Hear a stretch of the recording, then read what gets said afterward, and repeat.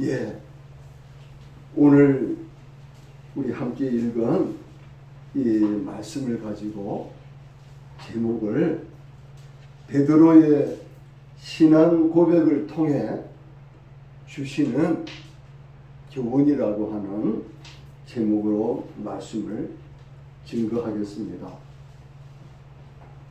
우리가 함께 읽은 이 말씀은 바로 시몬 베드로가 예수님을 그리스도로 살아계신 하나님의 아들이라고 신앙 고백을 한 그 말씀과, 그리고 그 베드로의 그 신앙 고백에 우리 예수님께서 참 기뻐하시고 엄청 감동하신 것 같아요. 그래서 예수님께서 그를 칭찬하시면서 주신 또 사명, 그런 것들을 한번 한 절 한 절 살펴보면서 은혜를 나누도록 하겠습니다. 13절 보니까 예수께서 빌립보 가이사라 지방에 이르러 제자들에게 이르시되 사람들이 인자를 누구라 하느냐, 그렇게 물으셨습니다. 그러자 이르되 더러는 세례요한, 더러는 엘리야, 어떤 이는 예레미야나 선지자 중에 하나라 하나이다, 이렇게 제자들이 예수님께 말씀했습니다. 그러시자 예수님께서 그래, 그럼 너희는 나를 누구라 하느냐, 이렇게 물으셨습니다. 바로 예수님은 그동안 제자들과 같이 이렇게 동고동락 하시면서 말할 수 없는 수많은 이적도 베푸셨고, 또 천국 복음도 증거하셨고, 너무나도 많은 이적들을 베푸셨습니다.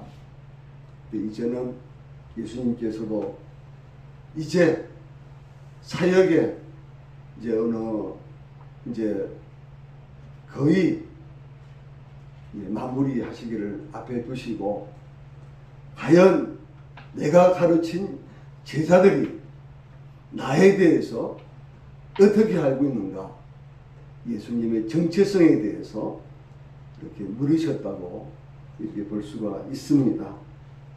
그러자 참 다혈질적이고 성질 급한 그 갈릴리 어부 출신 시몬 베드로가 대답하여 이르되 주는 그리스도시요 살아계신 하나님의 아들이시니이다, 이렇게 아주 너무나도 명쾌하게 주님께 신앙 고백을 했습니다. 제가 이 말씀을 호크마 그 주석을 가지고 이렇게 하나하나 한번 찾아봤습니다. 이것을 그 당시 헬라어, 그죠? 그리스 문화니까 헬라어로는 어떻게 이 말씀이 기록되어 있냐면요, 제가 서툴지만은 헬라어로 한번 읽어드리겠습니다. 휘에이 호 크리스토스 호 히오스 투 데우 존토스, 이 말이 바로 주는 그리스도시요 살아계신 하나님의 아들이십니다라고 우리 성경은 이렇게 기록되어 있습니다. 근데 이 말씀을 제가 좀 더 이렇게 깊이 이렇게 주석을 보니까 어떻게 이거를 직역할 수 있냐면요, 이렇게 직역을 할 수가 있습니다.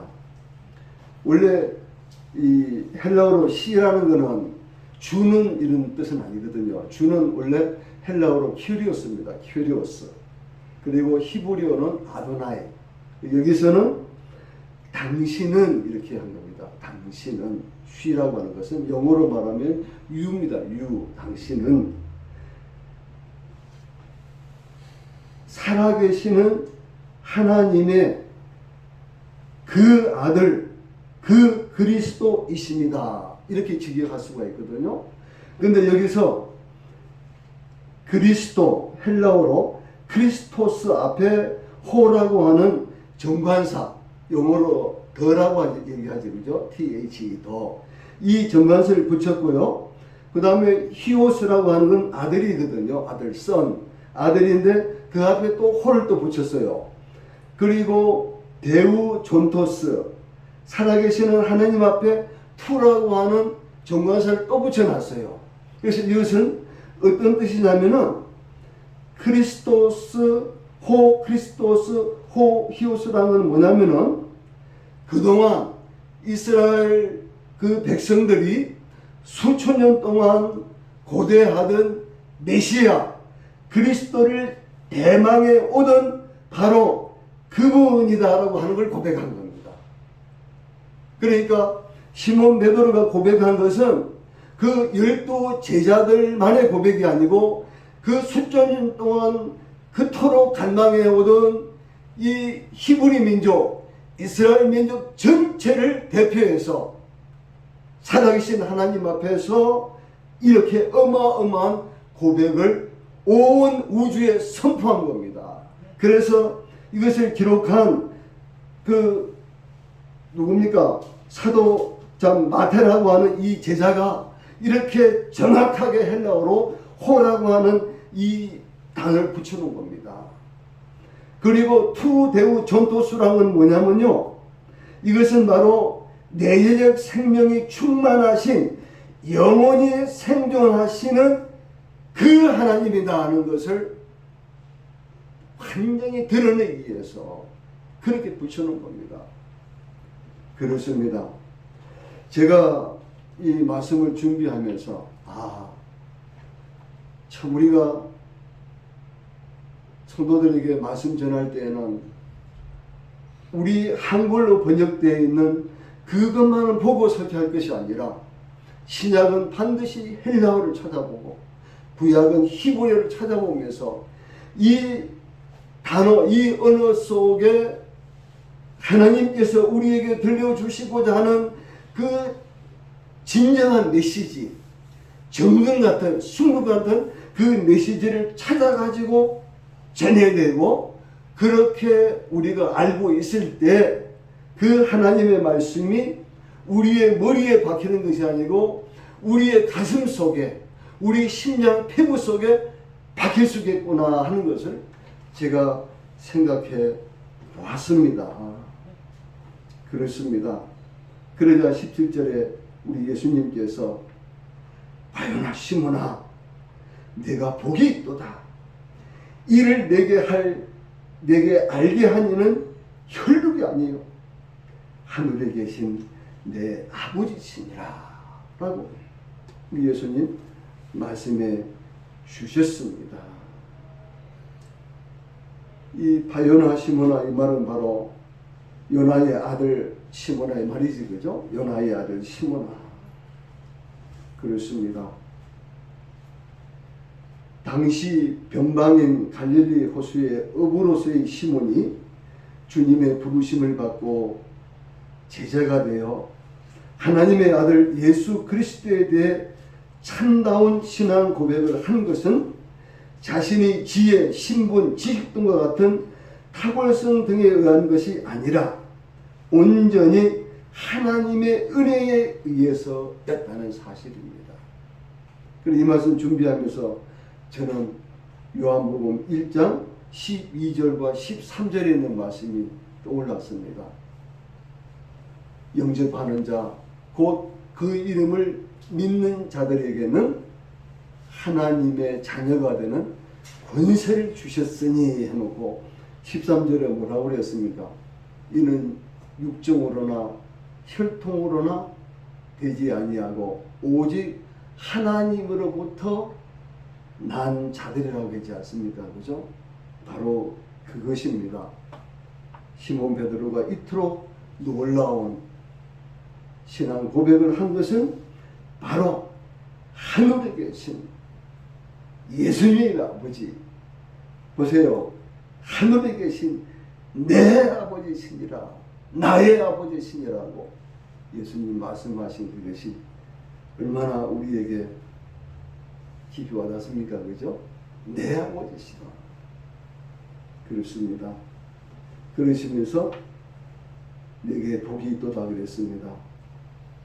신약 성경에서 유일해적으로 한 개인에게 국한시켜 사용된 이 말씀은 단순한 칭찬의 정도를 뛰어넘어 탁월한 주님의 축복의 선언이다. 이렇게 주석에 기록되어 있습니다. 그러면서 이를 내게 알게 한 이는, 여기서 알게 하다, 헬라어 아포칼리푸토거든요. 아포칼리푸토는 계시하다, 보여주다는 뜻으로서 하나님께서 자신과 자신의 뜻을 스스로 알리실 때 사용되는 언어다. 그게 알게 한 이는 이 말입니다. 알게 하다. 그러니까 우리가 이 헬라어를 찾아보지 아니하면은 이런 깊은 뜻을 우리는 찾을 수 없지 않습니까? 그죠? 그렇습니다. 그리고 또 보니까 혈육이 아니요 그러지, 그죠? 혈육이 아니요. 여기서 혈육이라는 것은 글자 그대로 혈, 피와 살을 의미하잖아, 그죠? 근데 이거는 우리의 이 몸뚱아리, 이 육체를 이렇게 뜻하는 거라기보다도 타락한 이성, 거듭나지 못한 분별력으로는 복음의 비밀을 조금도 이해할 수 없다는 사실입니다. 그래서 혈육이 아니다 이 말입니다. 그리고 하늘에 계신 내 아버지시니라. 이 말씀은 주님께서 베드로에게 복이 있다고 하신 것은 바로 영적 분별력을 성부께서 주셨다는 사실입니다. 성부 하나님의 초월적 신분을 강조하신 하늘에 계신 성자 예수님의 뜨거운 사랑의 간절을 보여주는 내 아버지라고 말씀해 주셨습니다. 그래서 우리가 주기도만 할 때마다 우리가 하지 않습니까? 마태복음 6장 9절에 나와 있는 그러므로 너희는 이렇게 기도하라. 하늘에 계신 우리 아버지여, 이름이 거룩히 여김을 받으시오며, 이렇게 나와 있습니다. 그렇습니다. 그리고 그토록 감동하신 우리 주님께서 이제 사명을 주십니다. 18절 말씀이거든요. 또 내가 네게 이르노니 너는 베드로라. 내가 이 반석 위에 내 교회를 세우리니 음부의 권세가 이기지 못하리라. 이 말씀은 에베소서 2장 20절에 이렇게 기록이 되어 있습니다. 사도들과 선지자들의 터 위에 세우심을 입은 자라. 이 말씀과 연관성이 있습니다. 여기서 내가 이 반석 위에 그랬는데, 이 반석이라고 하는 여기에는 여러 가지 참 신학자들마다도 그 해석이 이렇게 좀 다른 게 있습니다. 그런데 보편적으로 우리가 받아들이고 있는 것은 바로 뭐냐면은 계시된 진리, 곧 베드로가 증거하는 신앙 고백 의회라고 이렇게 대부분 받아들이고 있습니다. 베드로 그 자체로 보는 것도 또 좋다는 견해도 있습니다. 그리고 예수님은 내 교회라고 이렇게 말씀했습니다. 내 교회. 그래서 이 땅에 있는 모든 공교회는 다 바로 주님의 교회입니다.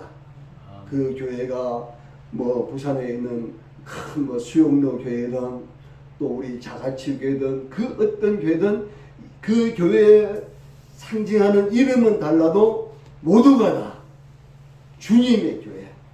왜? 주님께서는 내 교회라고 분명히 말씀하셨습니다. 그래서 내 교회를 헬라어로는 어떻게 기록되어 있냐면은 무텐 에클레시아. 에클레시아가 바로 교회거든요. 교회. 뽑아낸 자들의 모임이거든요. 그래서 이 내 교회라고 하는 그 본뜻은 예수 그리스도께 속한 교회가 바로 주님이 말씀하는 내 교회입니다. 이것은 마치 하와가 아담에게서 나와서 다시 아담에게 돌아가 둘이 한 몸이 되었듯이 교회가 예수 그리스도의 죽으심과 부활하심으로 말미암아 다시 몸된 교회의 머리가 되시는 예수 그리스도와 한 몸이 되어 예수 그리스도에게 예속될 것을 시사해 주는 표현이다. 이렇게 볼 수 있는 겁니다. 그렇습니다. 에클레시아는 세상에서부터 하나님의 나라 가운데로 부르심을 입은 자들의 모임입니다. 교회는 그래서 성전이나 건물이 아닙니다. 믿음의 신앙의 공동체입니다. 지상에 있는 모든 공교회들은 주님의 교회입니다. 예수님이 세우신 모든 교회는 종말론적으로 완성될 최종의 신앙 공동체를 지향하여 역사에 나타난 전초 기지입니다. 그 어떤 세력도 주님이 세우신 교회를 제거하거나 파괴하거나 완성되지 못하도록 방해할 수 없습니다. 그리고 주님께서 세우리니 그랬습니다. 내 교회를 세우리니 헬라어로는 오이코도 메소입니다. 오이코도 메소. 이 말은 내가 세울 것이다 라고 하는 미래형입니다.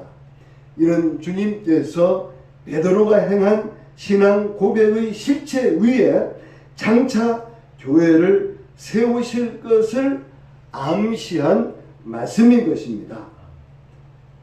그리고 여기 어떻게 나와 있습니까? 음부의 권세가 이기지 못하리라. 실로 오순절 성령 강림으로 설립된 그리스도의 교회는 육체적 사망의 권세 아래 놓일 수 없다는 사실입니다. 왜냐하면 그리스도께서 죽음의 문을 부활하심으로 깨뜨리시고 죽음의 정복자로서 군림하시기 때문입니다. 죽음을 물리치시고 부활하신 주님께서는 영원히 생존하셔서 모든 성도들의 부활의 보증이 되실 뿐 아니라 교회의 영속성의 영원한 지지자가 되십니다. 그래서 주님께서는 십자가에 못 박혀 죽기 전에 미리 제자들에게 이렇게 예언의 말씀을 해 주신 것입니다.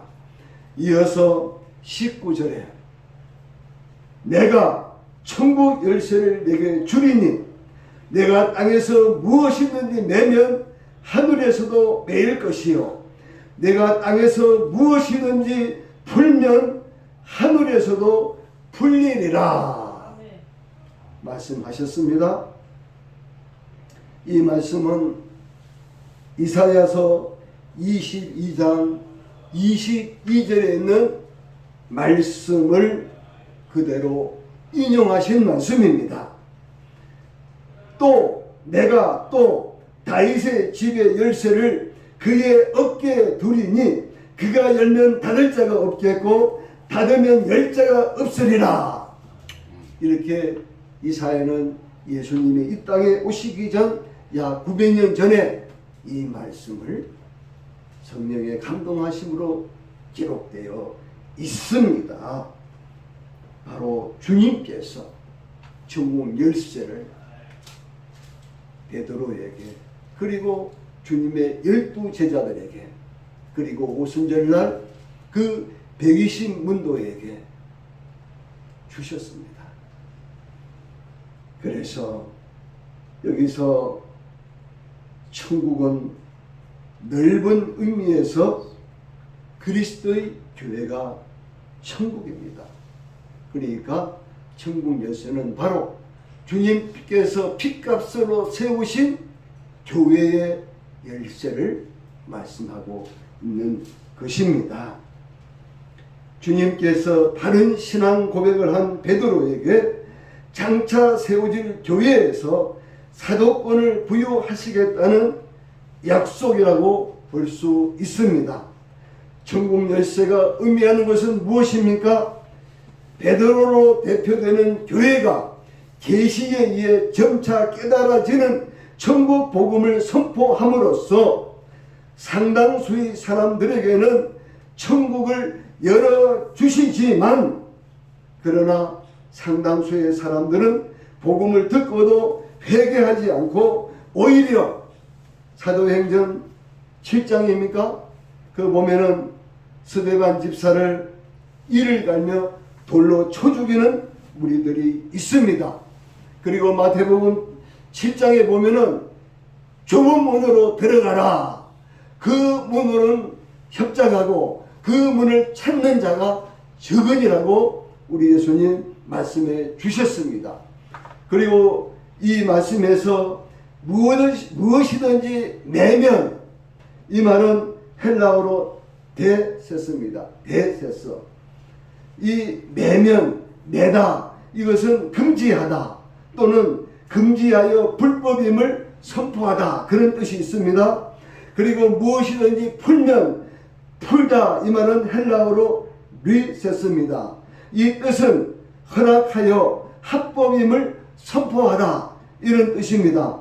천국 열쇠를 주님으로부터 부여받은 교회가 예수 그리스도의 수제자인 베드로 사도가 초대교회의 수장으로서 이러한 메고 푸는 사도직 권한은 메시아의 종말론적 백성인 교회가 천국 열쇠를 메고 푸는 일을 감당하는 것은 주님 재림하실 때까지 모든 공교회의 주의 종들에게 허락하신 직권이라 할 수 있습니다. 그러나 오늘날 가톨릭 천주교는 뭐라고 합니까? 교황에게만 천국 열쇠가 주어졌더라고 그들은 착각하고 있습니다. 그렇지 않습니다. 주님의 핏값으로 세워져 있는 모든 공교회는 그 교회 종들에게 천국 열쇠, 다시 말해서 교회를 통해서 하나님의 나라와 하나님의 의를 이루기 위해서는 축복도 선포할 수가 있고 또 번징과 치리를 할 수 있는 권한을 주의 종들에게 허락하셨다는 사실입니다. 아멘. 그렇습니다. 시간 관계상 제가 준비한 것을 다 하기에는 우리가 기도의 시간인데 기도할 시간이 없기 때문에 제가 다 이렇게 준비한 것을 전하지는 못하겠습니다. 그렇습니다.